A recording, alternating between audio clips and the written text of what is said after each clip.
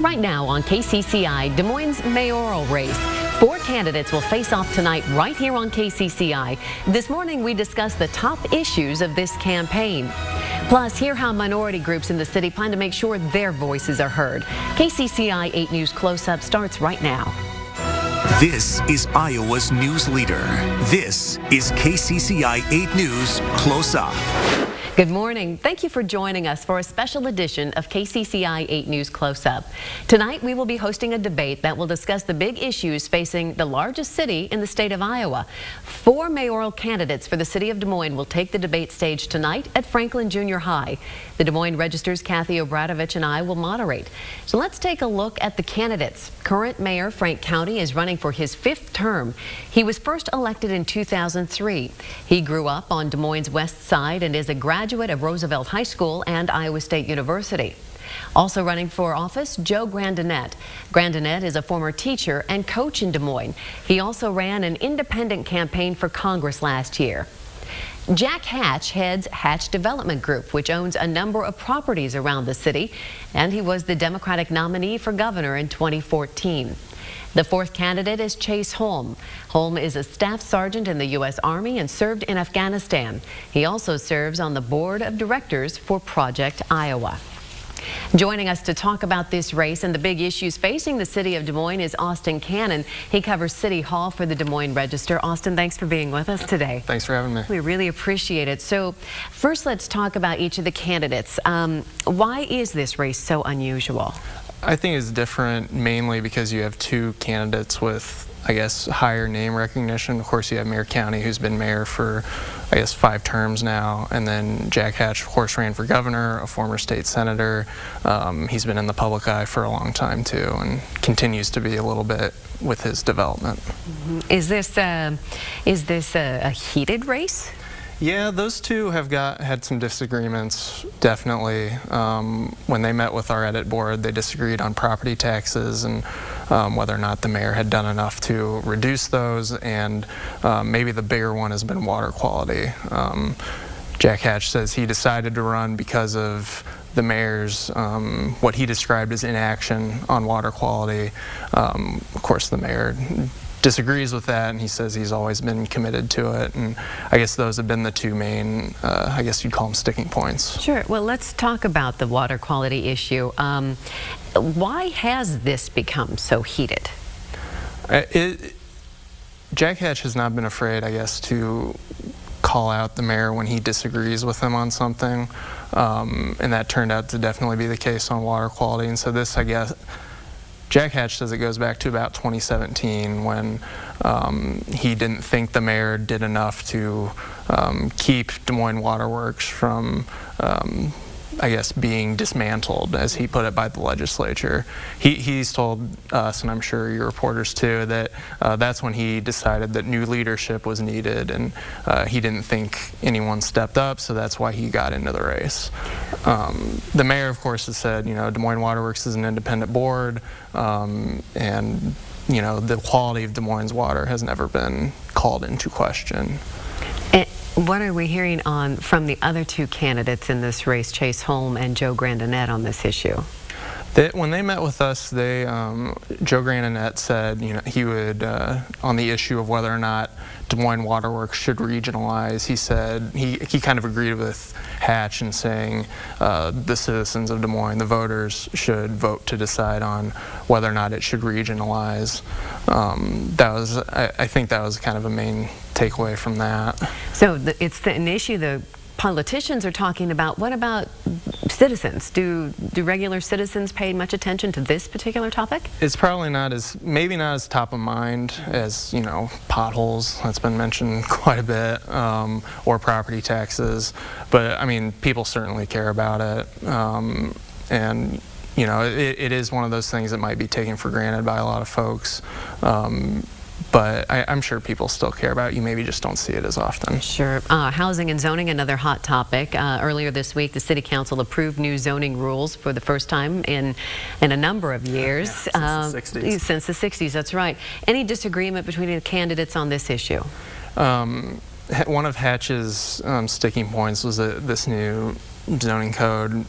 He said it takes the I guess, the input option away from neighbors who might have some kind of development coming up in their neighborhood. That's been a big theme of his anyway, is making sure neighborhoods aren't left behind. And so that was, I guess, a sticking point for him as well. And county, of course, has been involved for, it's been years long as discussion on this, and there are amendments coming to, I guess, address the concerns of some builders and some developers here in the city. Okay, well, we're going to take a break. Our conversation on the mayoral race in Des Moines with Des Moines Register reporter Austin Cannon continues after this.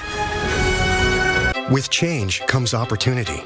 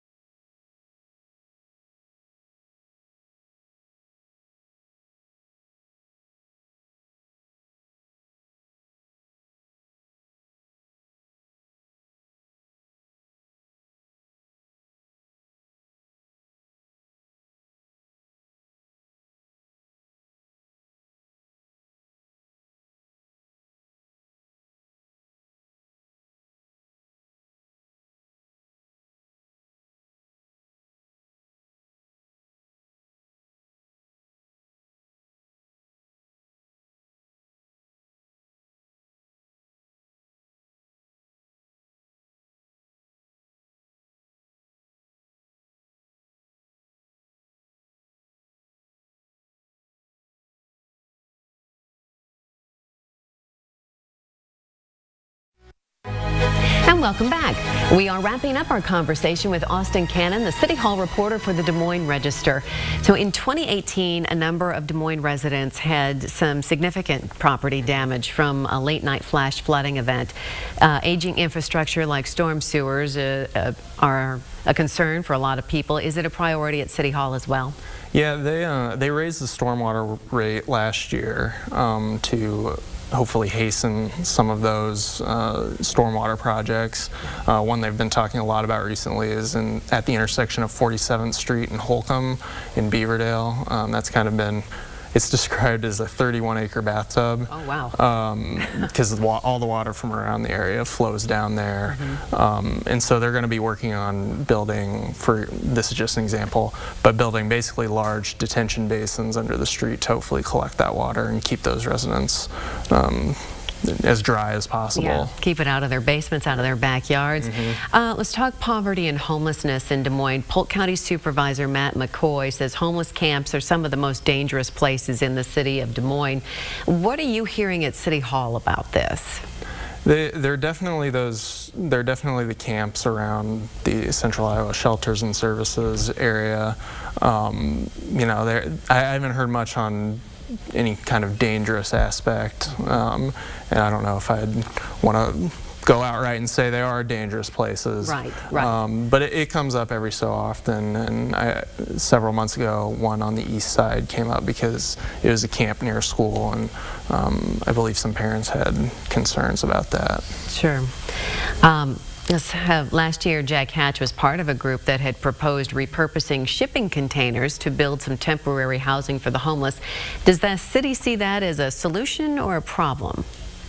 I think they see it as a solution. I mean, it is housing that could reduce the homeless population here. It'll be built right next to the shelter, too. So that is about a $2.7 million grant, I think, that was awarded. And so I think that's universally thought as something that'll help. Okay. How often does affordable housing come up? Pretty often, because those projects all have to go through the city council. They kind of had one where there was some disagreement earlier this week in the Woodland Heights neighborhood. A developer wants to build something he thinks would address the missing middle, folks who, are neither poor nor wealthy and who just need something, an affordable place to live. But of course, neighbors had, maybe not of course, but neighbors had concerns about parking and whether or not that development was correct for the area. And the city council continued the hearing on that, and so they'll work more on that here in the coming weeks. Affordable housing definitely on the radar for the folks in City Hall. Bike lanes and bike trails, how often is this discussed? Central Iowa, of course, has a large bike network. They're looking at last I heard, they're looking at a protected bike lane, similar to what was in the East Village, but on Ingersoll Avenue. Currently there is one. It's unprotected, so it's, it's right up against traffic. The one on East Grand, of course, kind of was a point of conflict for business owners in the area and cyclists and other complete streets advocates, because it had the parking, the bike lane, and then the sidewalk. And so if you're biking, you were protected from the traffic, but of course not everyone knew how to park there. That's right. That's right. Some people were concerned that they were parked too close to traffic in the street. So right. It's still, it's definitely a topic. Yeah, that project had a different look to it, for sure. It was not something that we are accustomed to. Mayors and leaders for local office are often asked about roads and potholes. So is this an issue ultimately that a lot of voters care about, and why do you think that is? I think, yeah, people care about it a lot because you get upset if you hit one and it can damage your car. But I'm sure people will argue that there are more important issues, like the racial profiling ordinance that's being considered, and stormwater, as we talked about. But yeah, I mean, aging infrastructure is definitely important too, and you have roads that are very, very old that are just now starting to be fully replaced, and it takes a long time. Talking with city staff, they say, this is not something that can be fixed overnight. It's something that will take a long time because they got old for a long time. That's right. That's right. Austin Cannon, City Hall reporter from the Des Moines Register. Thank you so much for being with us today. We appreciate it. Up next, we'll talk with members of the Asian and Latino Coalition and what they'd like to hear from the Des Moines mayor candidates. Wall Street banks took advantage of millions of Americans.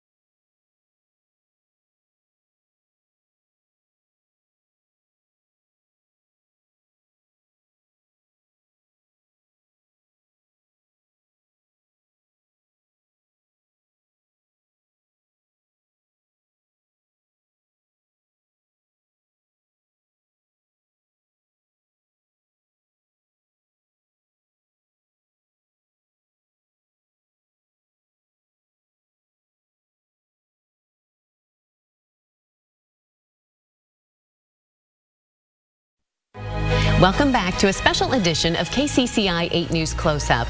We are previewing our upcoming Des Moines mayoral debate. Joining me now are Prakash Kaparapu and Luisita Thompson with the Asian and Latino Coalition. Thank you both for being with us today. We appreciate this. Thank you. So first off, tell us about the organization. The Asian and Latino Coalition was formed in December of 2015. And for the last year, we have hosted about 14 events. Okay. And we have about over 500 members. Okay. And so tell us about the membership. Can anybody join? Yes. Go ahead. When we formed the coalition and we had our first formal meeting in January, and Asian and Latino communities mainly to make them participate in the regular mainstream politics and then encourage them in civic engagement. That was the main goal of the coalition. And we opened the coalition that anyone can be a member, any active Democrat, and anyone would like to participate in the political process and also learn the process and also advocate the issues that they're passionate about and listen to the speakers that come to our coalition. Okay, so you said, Luisita, that you have hosted a number of events this year. Tell us what kinds of events you hold around Des Moines. We have presidential candidates, and we have municipal also. On our monthly meetings, we invite candidates to speak, and during our board meetings, so they can get to know more what their policies are. Can anybody attend? Yes.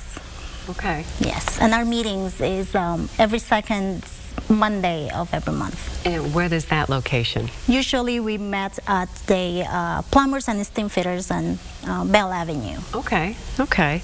So what are some of the top issues that your campaign's focusing, or your organization is focusing on this year?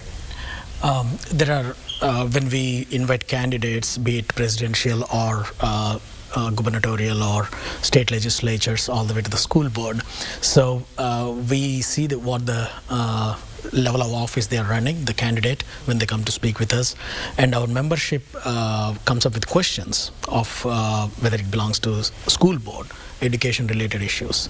For example, Des Moines School Board, when the early start happened for the elementary schools, that was a major issue for all the members. For state legislature, for example, the voter ID was a major issue for the members.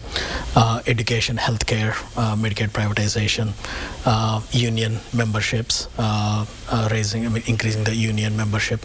So those are some of the issues at the state level. When it comes to the federal level, definitely immigration is on top of the list, and healthcare and education, investing in infrastructure. And when it comes to the city level for mayor race or city council candidates, which we have endorsed several candidates throughout central Iowa for various races and city council races. One of the main issues is definitely the infrastructure development, and of course the economic and social disparities among the communities, which is a major conversation topic at our board meetings. And what about community policing? Definitely, that is one of the major issues that is in the conversation that comes up quite often, and especially at the city level discussions. How the law enforcement, how the relationship of law enforcement with the community that they're policing, and we always arrange meetings, and we always encourage a dialogue between the law enforcement, elected officials, and the general community members. That is one thing our coalition does really well. Every second Monday when we meet in the board meetings, it is open to public. Okay. And they can look at who our speaker lineup is for the following board meeting, and if that speaker lineup matches your issue, you can come and actually ask the questions once the speaker has to present where they stand on the topic and which direction the city or state is taking. Then the community can actually ask those questions. For example, Polk County Sheriff Kevin Schneider, he's a great advocate of all the communities, and then he actually makes presentation, and he's available for any questions that community has, and he addressed a lot of issues. So does the city of Des Moines do a good job of reaching out to the Asian and Latino communities? Yes, Mayor County has attended our previous events and meetings as well, and he had participated with the coalitions in the past. Do you feel like your voices are heard? I believe so. Yes, there are, again, it depends on what the issue is. While there are concerns, definitely, in last 2 years, there are several areas where Asian and Latino communities felt a lot more could be done and more proactively. However, as things are happening as fast as they're happening, it's been reactive. And both city council and whoever is elected as mayor can do a lot more for both Asian and Latino communities from the participation, economic participation, or as you mentioned, community policing and infrastructure development, education, transportation is another major issue for the new immigrants and new Americans. So there are several of those issues that yet a lot of improvements need to be made in our community. Okay, we are going to take a break, and we will wrap up our conversation right after this. Tonight, The God Account is back with.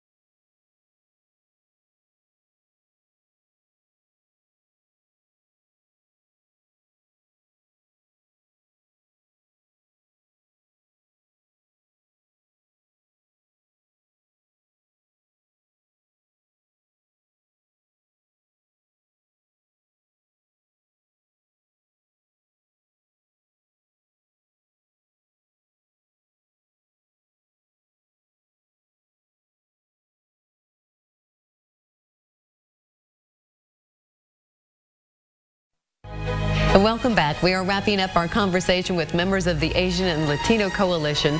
So what topics, Luisita, do you hope to hear covered in tonight's debate, the mayoral debate? Well, with the 4 candidates, I would say I would like to hear from them what can they do better for the city of Des Moines. What would you like their answer to be to that? What would you like to hear? Well, from the current mayor right now, he's done an amazing job. Okay.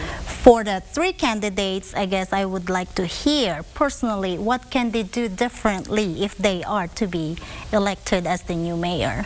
Okay. If you had a chance to speak with each candidate, Prakash, what would you ask of them? And maybe you do have the chance already through your group. Not formally, since they announced as the candidate, but on and off we have actually spoke with them, and they're quite frequent attendees of our coalition events. One of the major questions we'll ask is what proactive measures they will take to make sure the Asian Latino communities are engaged in various positions of power, or be in the law enforcement or infrastructure development, even as an advisory. For various improvements, even airport improvement, for example. A lot of travel happens in Asian and Latino communities. So anywhere there's a critical decision that has to be made in Des Moines City, how will they be engaging all communities equally? in their administration. What's the answer to that? What's the answer you would both want to hear to that question? I would say yes, we will be proactive, and we will reach out to all the community leaders, be it healthcare, doctors, or small businessmen, restaurant owners, or builders, everyone in all communities, because Asian and Latino communities have a whole spectrum of professions, and they contribute a lot towards the Des Moines economy. Would you like to see more Asian Latino community members appointed to leadership roles within the city government? Absolutely. That's one of our main goals as a coalition, is to encourage more Asian and Latino to be more participating in that. Are there areas in the government where you feel underrepresented? And which ones would they be? Well, the major problem that we have right now is the immigration with the Latino community. That's correct. Mainly in the law enforcement, definitely one is the major that comes to mind right away, and also in the economic development, the participation is quite low, especially at the city, Des Moines city level. The only place right now the Asians or Latinos are engaged are in the outreach activities. I would like to see that it is transformed more into a day-to-day activities that really means something in the part of Des Moines growth. I would like to see that in the new administration. Okay, now, final question here with you this morning. Does your organization plan to endorse a candidate in this race for mayor? Typically, we definitely participate in endorsement, and our first question is always to the board when we meet in a closed door on second Monday of every month, is whether to endorse a candidate in a particular race. If the answer is yes, then we will go ahead and choose who is the best represent our community interests. And if the answer is no, we stay neutral. I know I said that was the last question, but one more. Are you disappointed that the 4 candidates in this race are white men? Definitely. And there isn't a minority representation? Absolutely. I mean, disappointed may be a strong word to use, but definitely I would like to see a lot more diversity, because the population is there.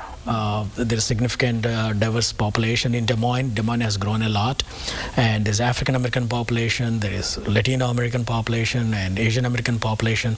That is one of the efforts the coalition does to promote, to engage them in the main topics of discussion, so that they can someday run for office. And in City Council, we have 2 Latinas running for City Council, so that's a great first step.